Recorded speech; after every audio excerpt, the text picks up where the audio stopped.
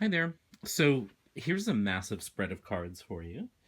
And actually, what this is um, a sort of my iteration of Katie Flowers's year ahead spread, which I really liked, and I'm going to link the video below. Although my guess is that you are more likely to have seen hers than mine, but um, there's a lot going on here, and I really think it's a cool spread. And actually, as I was going through it, the cards that came up I thought were really cool too. So, in the manner or in the interest of keeping it all visible, it's going to be hard for me to kind of point to things. So, but I've got what I did was I actually just on my iPad took a screen cap of her video with the a layout and then the spread position. So if you want to do her amazing spread, I would do exactly that or something like it. I use the Wild Unknown deck for this because it's probably the deck I've been working with most this year, and it's been a really elegant um, reader for me, and I'm really happy with it. I wish I was gonna say I wish that I had learned about it sooner, and that blah blah blah. But the fact is, I didn't, and it came into my life when I think the time was right for it. So, anyway, I will go through all of the positions very quickly. And then I'm recording this partly to put on my channel because I think it's interesting, but partly so that I can actually come back and revisit it from time to time because I think that that is interesting. And as a writer, which is interesting, I do journal and I tend never to look at it again. So the likelihood of my actually journaling this um, and coming back to it is slim, but I probably will remember to look at the video again. So, a few things to know. The first is that the top center card right here is the year card. And as Katie Flowers says in her video, you can draw that yourself, or um, you can use a formula for it. I used Mary Greer's. I've been doing this forever. The Tarot for Yourself formula. Basically, you add the. I got this when I was like 20 maybe. So the handwriting in it looks a lot different from mine now, but I calculated it using what she does, which is to basically add your birthday and month to the coming up year. So if your birthday were September 1st, you would add 9 plus 1, which gives you 10, and then you would add it to 2017, and then you would total those whole numbers. So that's what I did, and in my case, I got the Hermit, which is really interesting. All right, so let's take a walking tour of this interesting spread. So the first three cards, which are up here, are really about this year, 2016. So the middle card right here is What Did 2016 Teach Me? And then the bottom card in there is What Am I Leaving Behind? And then the second of the three, or in my case, the third of the three, but what do I need to take with me? So that's what she's got for that. Then in here, these three cards up top, we've got the year. So this is your year card. In my case, it's the Hermit. And again, you could draw that randomly, as she says, or you could calculate it however you want to. I calculated it. And then the two cards that flank it on either side, these are the challenges of this year card, and these are the opportunities of this year card. And these I randomly drew. Let's see. So that's that. Now, 7, the row of 7 starts right here with the Empress. That's card 7. What do I need to develop or nurture this year? Card 8 is what is my soul aching for in 2017?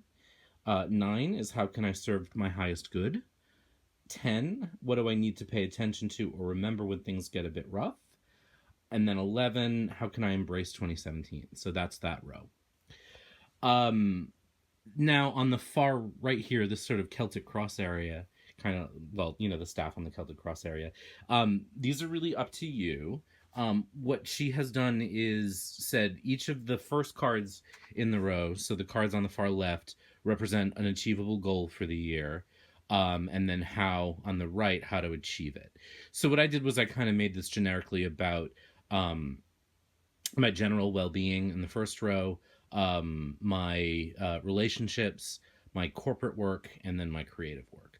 And then the final three down here represent just some cards to get you brainstorming about the year, about the work for the year. So um, I really like this spread a lot, and I'm gonna dig into it and just kind of talk through it. And hopefully this is interesting for you as much as it is for me. And it is. I immediately saw some really interesting things. Um, and you know, if you're watching this and you're new to reading and you're like, "Holy shit, this is a lot of cards," it's really, when you think about it, one, two, three, you know, roughly 4 to 5 different spreads. And so if you kind of look at it in pieces that way, what you're really looking at is a 3 card spread up here, a 3 card spread over here, 1, 2, 3, 4, 5 cards. Each one of these up here is a separate 2 card spread, and then this is a 3 card. So you've really got a bunch of 2 to 3 to 5 card readings, which, you know, in essence is really doable. So let me talk through how I'm feeling about this. Um, and again, I'm going to kind of talk through it for me. Um, but I will do some things I would do if I were reading, you know, because I think, again, if you are watching this and you're like learning how to put the story together, I think I'll do a couple things that I would look at, if this were a reading for a client in terms of themes and such. So looking at the first 3 cards here, the lesson from 2016, or what did 2016 teach me, is the Son of Swords. And I think that this one I'll probably wrestle with for a little while, because it is such an interesting card. The Son of Swords, or the Knight of Swords in most deck, as a lesson, is an interesting one, because um, I think what it suggests right now may be different as I look at 2016 in the rearview mirror. But I think what it suggests is to be a little bit more of a hunter, a little bit more of a, oh gosh, you know, what I'm feeling myself right now is a little bit slightly more cold. You know, I'm thinking about the swords, and this sort of cold metal thing. This was a very spicy year, and it was easy to get wrapped up in a lot of emotional dross and drama. Um, and I definitely, you know, between things like the election, which I won't dwell on, but between things like that and some, you know, things with friends, and, you know, just different relationship things, not, you know, in my romantic relationship, but in other ways, it's easy to get kind of downward spiraled into the emotion. And I think what this taught me is to be a bit more aggressive in separating the intellect from the emotion, and to also kind of cut through all the dreck, all the dross, all the drama, and kind of, you know, push through, and you know, and engage in the way that I need to, in the way that we need to, without kind of the, without considering the expectations or the feelings of others, right? Like what interests me, what I care about, the way I choose to view the world, etc. And I think this is true for a lot of people, is colored by the the expectations we think people have of us. But as someone once told me, you know, people don't spend as much time thinking about us as we think they do. So, you know, just moving ahead and kind of cutting through all of that, um, it is a bit more ruthless. And I do think that this year taught me to be a bit ruthless in my approach to progress and moving forward and such in life. So I do think that in terms of this layout and this spread, this card, which ironically, given the lighting, is the most difficult to see, but it is the Son of Swords rather. I think that I'm gonna come back and look at this and be really intrigued to see if that's really so. Um, I'm not the most active person in terms of like being a doer. Um, and I'm very much an intellectual. I would probably, if I were to put myself into a court card as a significator, I might choose um I might choose this or the Queen of Swords because I'm very much a thinker and I can tend to internalize and sort of intellectualize everything. So I think that having the Son of Wands, the Knight of Wands in this case, does recommend a bit more of an active approach than my slightly more passive approach. If I were to define myself as the Queen or the King of Wands, the Son of Wands is more active. But it's still, what it doesn't say is don't be who you are, right? Because if you are somewhat cerebral, which I am, it's not saying go and be the Knight of Wands. Don't be like a fiery hunter. Be an intellectual hunter in essence. Interestingly, the leaving behind is the Eight of Swords, and so there is some swords energy here. And I think it's an interesting thing because the if you look at it, it is really hard to see, but if you see the sword on the knight, he's sort of like aiming right for this card. And so it's like this is what we're leaving behind, what I'm leaving behind, what I should leave behind. And the Son of Swords is like whoosh, heading right toward it. So it's like cutting through this. And this is active and this is really passive, right? So the Son of Wands, I keep doing that. The Son of Swords is a much more active card than the Eight of Swords because the Eight of Swords is really getting stuck in an internal place, getting really trapped in our intellect, getting trapped in our thoughts. So it's kind of like that. And I think that I was definitely victim of that, especially in the second half of this year when everything started to kind of unravel in the world. The Eight of Swords, I became very kind of trapped internally. I didn't want to sort of engage intellectually or emotionally with the world. I wanted to stay stuck. I wanted to stay trapped inside, um, because uh, everything was so bad. I wanted to kind of protect myself from all of that, and I think that there are times where this card can be a protective one. It does have an ostrich like quality, because we choose to keep our head in the sand, right? Um, so I think the combo of the Sun and the Eight here of Swords is saying like, yeah, you get to stay in your like cerebral mode, but you've got to be active. You can't be passive. You got to go out and do. You can't sit still. You've got to use whatever's in your head to make things happen, or at least go find ways to do that, and not get stuck and not stay with your head in the sand, not stay trapped, not stay overwhelmed, not find excuses to stay there, all the cliches of the Eight of Swords.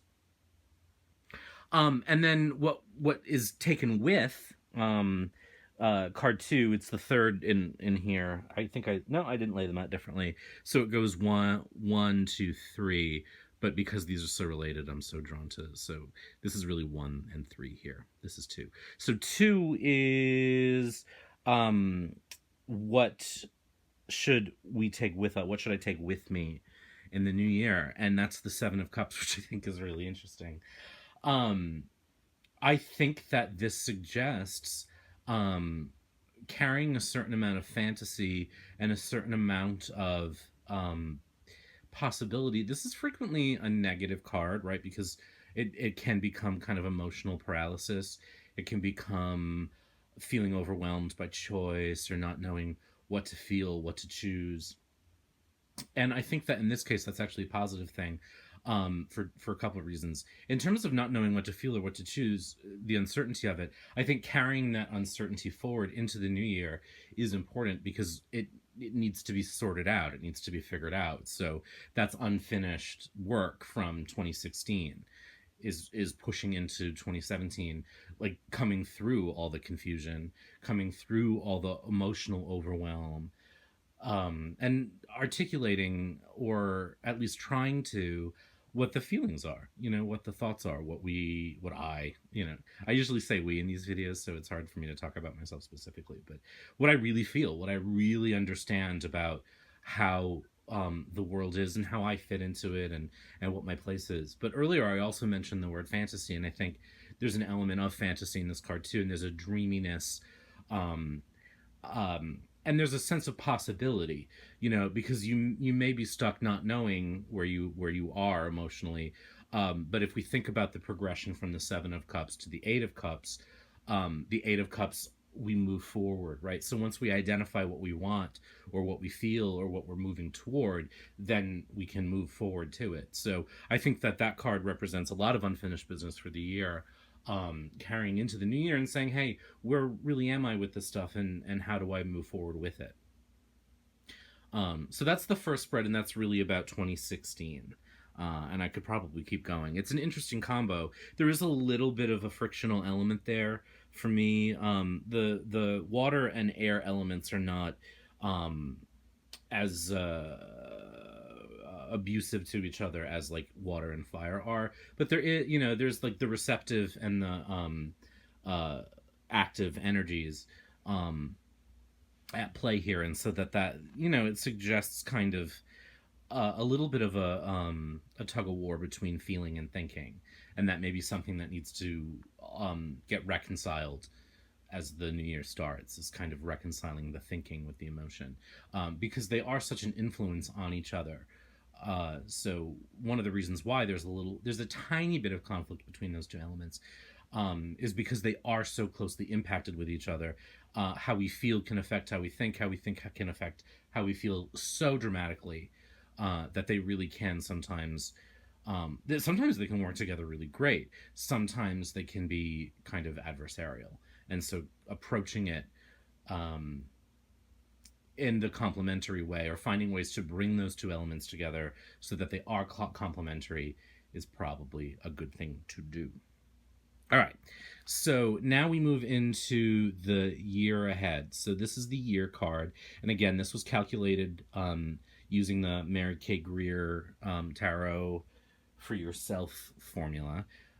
So my year card is the Hermit. I didn't randomly draw that. This card represents the challenges, and this card represents the opportunities. And I think it's really interesting because these are both technically really, frequently associated negative cards. But I think this is really appropriate for many, many, many reasons. I've talked in a lot of my videos about my introversion and my tendency to want to go inside, kind of hermit myself, to not leave the house. So why I'm kind of happy to see the Hermit as my year card is because it gives me a spiritual excuse to do that. But where this gets tricky is the combination of that and the Nine of Swords. We've got a really interesting continuum of swords. I have some swords energy spread throughout, and there's definitely some interesting wands energy. There's some interesting cups energy. I do not have all that many I think there's 3 pentacles out of this whole bunch, so that's interesting to me too. I may need to that could mean 2 things. I'll talk about themes at the end. That may mean that this will not be a very grounded year for me, and I may need to kind of be on the lookout for things that will ground me.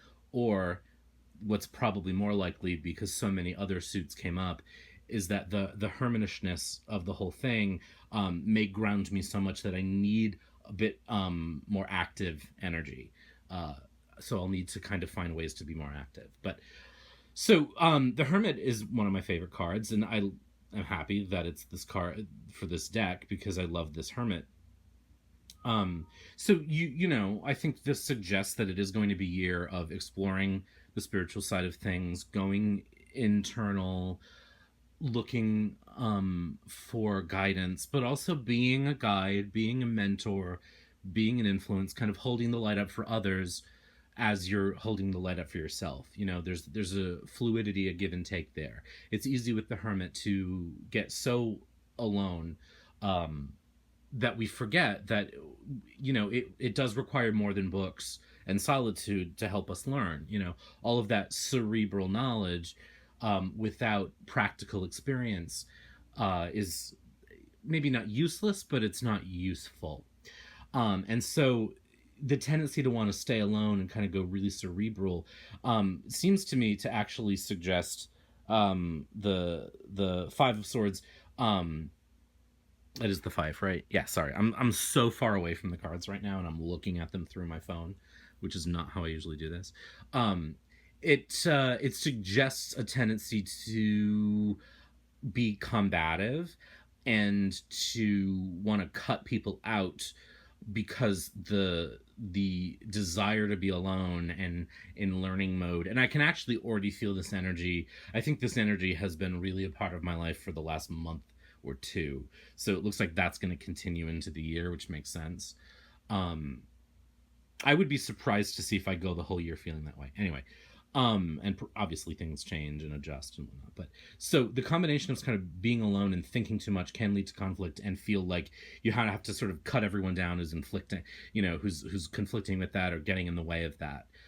That's so you do have to be on the lookout and not be so exclusive that you become kind of ornery, that you become kind of the quintessential stereotype of the hermit, from like the old cartoons, the troll who lives in the mountain, who scares away the kids. So you don't, in essence, want to become like a Scooby Doo episode. You don't want to be the old man in the house, scaring away the kids. You want, if you're anything, you want to be more Boo Radley, right? The opportunities of this card is death, and I like this too because I like that this card in this deck has a decompositional quality and a fertilization quality. So what you get with this particular card is using what's ending, what's come before, what you've learned, what you've experienced, to fertilize the ground to help things grow.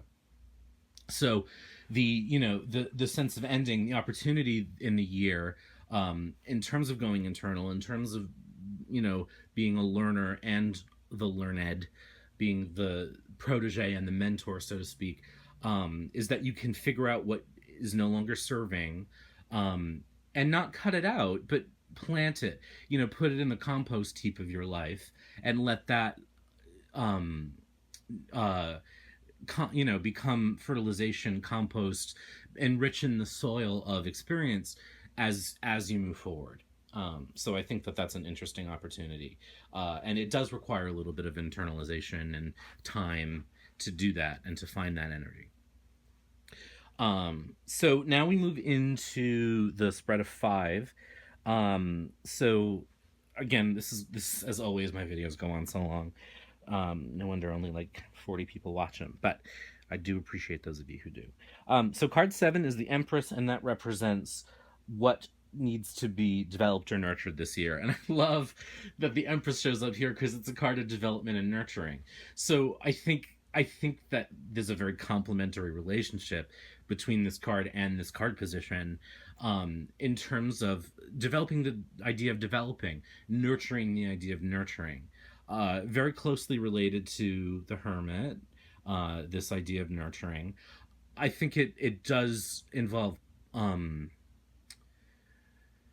uh, again, it's interesting because I was talking about fertility here, right? Like, so you sort of put the old experience into the ground and let it enrich in the soil, and then you plant the seeds and let them grow, and you care for it. So it seems like there's some projects, and actually as I get into the next couple cards, I think that will come clearer. There's some project work, some stuff that needs to get done that's really going to require fertility, fertilization, and nurture and care, and the care and feeding, and uh the delicate work that needs to get done as the seed becomes a sapling and begins to grow. And what's interesting is we get a tree, so which is nice, but then we go into a couple cards about with wands, which has again like a really nice growth like quality, right? Because the wands grow. They are fire, but and there is an element to it where they are stakes. They are branches, and this deck, of course, has a very branch-like quality because it's a very earthy deck. Um, so nurturing the work, nurturing the energy, caring for self, I think, is always an important. Caring for others, all of these things are parts of the Empress, and so I think the idea of nurturing is a really interesting one for the year. Card 8, which is right next to it, is What Is My Soul Aching For? And this is the Three of Wands, and this feels very appropriate. It's that thing of getting projects off the ground and into the world and pushed into those first stages. And I think that this is always something that my soul aches for, because I am, in many ways, my work is very creative. My work does require submitting it out into the world, putting it out into the world, networking, engaging with others. And that's both something I enjoy doing and something that I really struggle with. I can put my work out there in the world. The networking and engaging with others is hard, and that's going to be interesting because I am so hermity, right? This isn't my life card. My life card is the Chariot. But so there will be some conflict here between my natural tendency and what I really ache for, which is like pushing out, networking, getting the work out there in the world. But I think that that's really interesting. And it's true. I know that that's true. And I know that this year, 2016, has, there's been some seeds planted, but in terms of being my most productive year, in terms of like getting my work out into the world, not so much. So, I've been a little bit lazier this year than I have been in past years. So I think this may be a year where I have to get out there and submit and really work and really write. I didn't write as much this year as I usually do. So there's that. Now, card 9 is How Can I Serve My Highest Good this year? Is that what that says? How can I serve my highest good this year? And we get the 10 of Wands. So we're still in this growth. And this is a card, people really associate this card with burdens. I've talked about this in many, many videos that I've made. For me, yes, it is a burden. But what it's more about is about seeing things through to completion and recognizing the delicious ache of getting that work done. I've used this analogy many, many times. But there's a play by Terrence McNally. One of the main characters is a dancer and choreographer, and someone says about him, or he says, I can't remember exactly, a dancer's feet are the scars of their career, the scars of their work, or something like that. Because if you've ever seen a dancer's feet, especially in classical dance, their feet are gnarled and knotted, and they look like a gnarly tree branch, and it's beautiful in its painfulness, because I don't know a single dancer who would trade those years of that work for nicer looking feet. You know what I mean? Or who would even say, boy, I wish I was in less pain. People who have a vocation really do love it, and they accept with it the cost that comes to bringing projects to completion, to having the career, to being lucky enough to be able to do it. Everything has its other. And so I think that this card has a lot to do with pushing, getting to the finish line on the project, resting, starting the next project. That's what this card really, really speaks to me about. And so I think that that's great advice to sort of serving your highest good, is to work hard to bring the work that you do to its fullest expression, to its fullest realization. So there's that. 10, what do I need to pay attention to or remember when things get a bit rough? The Fool, love this, because this is, the Fool is in many ways my favorite card. What I think this suggests is remembering a few things. One, there is a great deal of unknown that we all face, which is an interesting thing for someone who's doing a year ahead spread to think about. But there's a lot that's unknown. We face a lot, but I think this is a very pure position for the Fool to be in, because it just suggests like just running ahead, just going ahead, doing the work. As a writer, for example, I don't talk about this stuff much, because it's separate, and I don't want to bore anyone more than I already do. But, whenever you're, let me generalize it. Whenever you're doing something that's important to you, there's always a sense of, are people going to care? Like making these videos, or doing readings, or writing, or making music, or, making dinner. Is anyone going to care that I put this work into it? When we get consumed by that, we start to work for approval rather than working for the work's sake. And that is crippling sometimes. But the Fool doesn't do that. It's full speed ahead. There's no concept of whether or not anyone will care about where the Fool goes. The Fool just goes there. And so I think that's another aspect to this card that's helpful to remember. Just do it. You know what I mean? Just get the work done. To hell with the consequences. If people don't care, then you do something else, or you find a way to make them care, or whatever the thing is. But you just start and you go and you jump in and you have sort of faith in process rather than in the finish line. So very cool there. And then 11 is How Can I Embrace 2017? The Eight of Pentacles, the first appearance of a pentacle here, which I think is interesting. And I think it just is like, get down to work. Like, just do the work, you know? Work, work, work, work, work, get the work done, you know? Again, enjoy the process of doing the work. This is vocational. This is, you know, one of the reasons why I like this particular card in this deck. The Shadowscapes does this in this card too. You know, a spider's job is, you know, not its job. A spider can't survive without its work. You know, it makes webs because that's how it catches its food. It can't survive. So I think it's you know, you just got to do the work. You know, it's part of who you are. It is, you know, it's your vocation. It's your reason for being. So I think that's good advice as well. And there is a theme overall of not being lazy, which I think in many ways in 2016 was a very lazy year for me. The theme right now is like, take thought and put it into action so far for me. You know, we had a lot of swords energy at the beginning. Now we're moving into a bit more fire, major, a little bit of pentacle energy. So we're taking thought and we're putting it into action. You know, ideas into doing, which I think is, you know, it's good for me because that makes sense. So now we get into this flow of four. I hope I remember how I set this up. So the first one is relationship. Oh, no. The first one is general well-being. And we have the Ten of Cups. And partnered with the Nine of Pentacles. So I think that this is, you know, sometimes cards can be really literal. I think this, you know, this is about general well-being. I think this suggests surrounding yourself with people who are emotionally supportive, but also taking time for yourself. So I think these two cards really suggest balance, you know, for you know, especially for my general well-being. You know, I do need people around me who are, you know, like-minded and like-hearted and, you know, who have an emotional flow, and that should be balanced with time alone. You know, so this card has a give and take to it, and I think the give and take comes from sort of being social and then taking time to go off alone and do the work, to appreciate the alone time. So finding emotional joy in society and in, you know, hermitishness. So there's an issue of balance there. The next pairing is about relationships. And this is interesting to me because it's the Seven of Wands and the Hierophant. In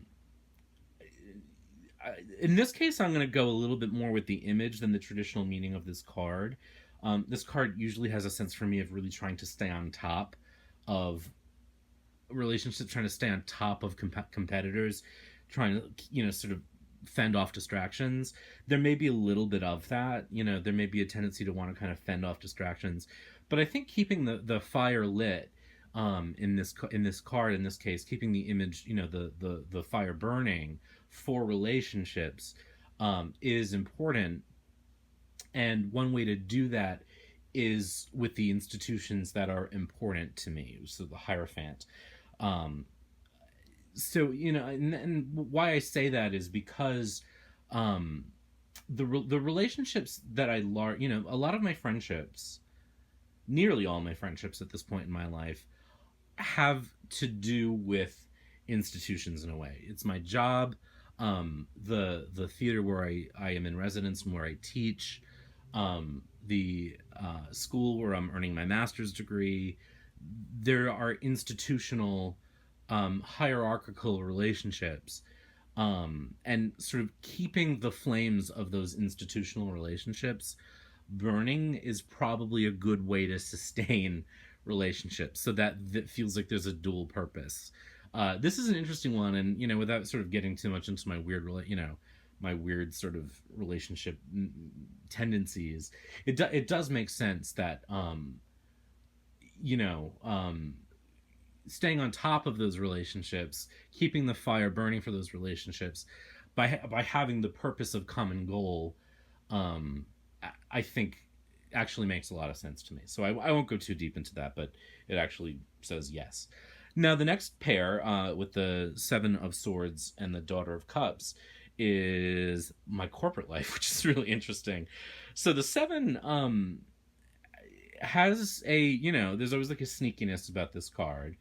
There's a craftiness, which is where I want to go. So in terms of my corporate life, it seems to want to suggest kind of a crafty, thoughtful, unusual approach to the work of the year, um, and how to do that is really interesting to me because it's got the Daughter of Cups, or the Princess, or Page of Cups.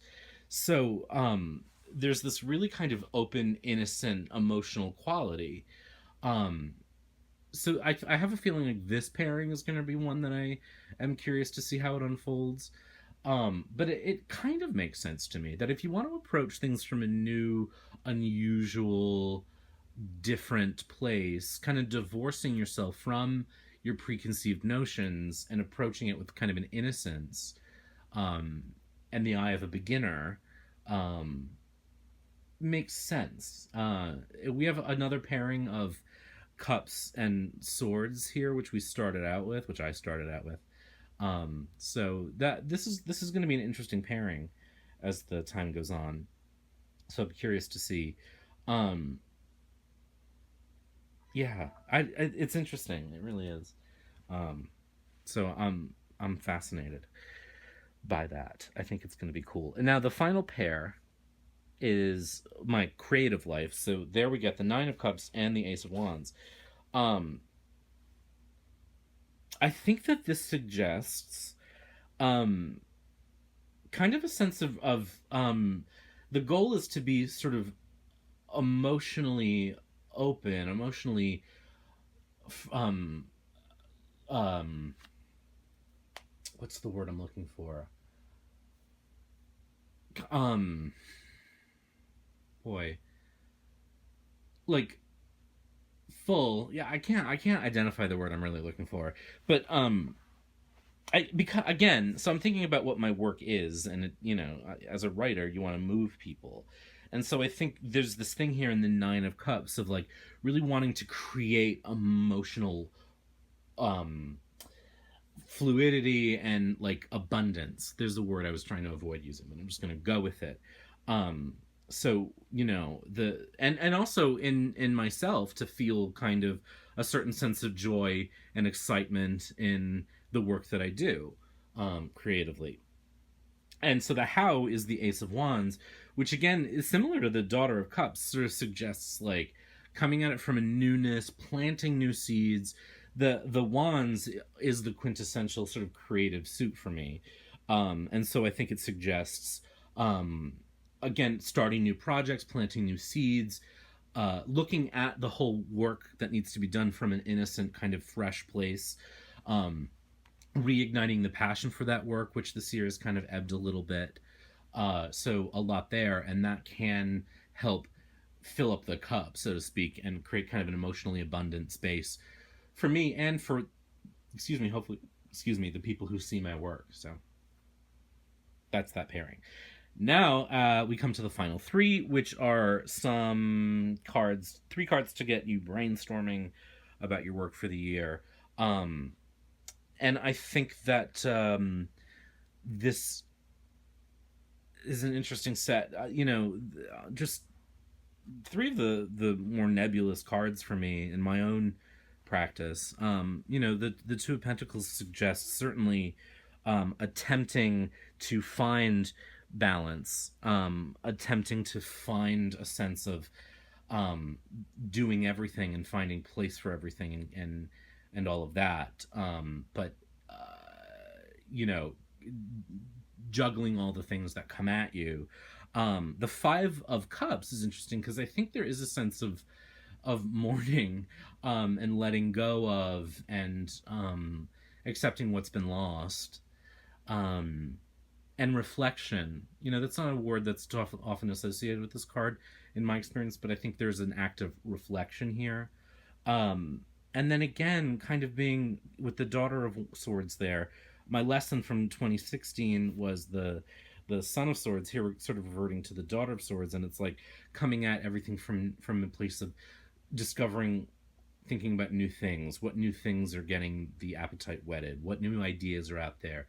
What's becoming interesting? What's becoming intriguing? So I think, you know, again, I'll probably have to reflect on these a bit over the next couple days, but certainly balance reflection and kind of um, finding intellectual stimulation and new ideas, and approaching life as a little bit more of a student than an expert feel kind of appropriate for me in this case. So I'm gonna wrap this up because it's gone on for a bit, but I want to thank Katey for this great spread. I really like it.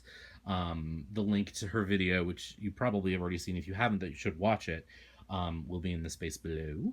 And I'd love to hear what you're doing with your New Year spreads, if you're doing anything. Have a great afternoon, and have a great week.